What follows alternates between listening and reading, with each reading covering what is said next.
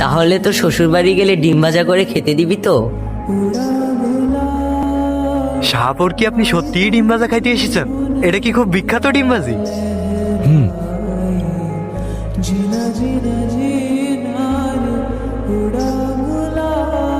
আপনারা কারা?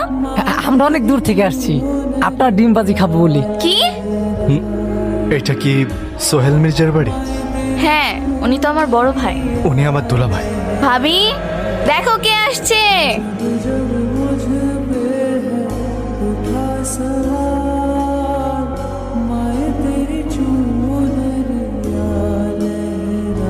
জান্নাত, কেনা এটা?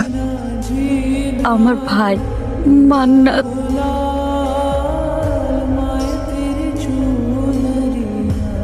মান্নাত, তোমার বোন সারাদিন কতবার তোমার নাম নেয়?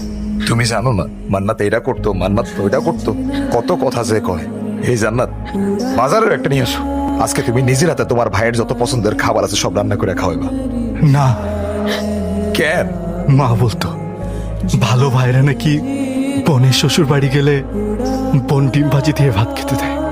আমি ঢাকা থেকে এই পর্যন্ত আসছি, আমি শুধু আমার বোনের হাতে ডিম ভাজি দিয়ে ভাত খেতে।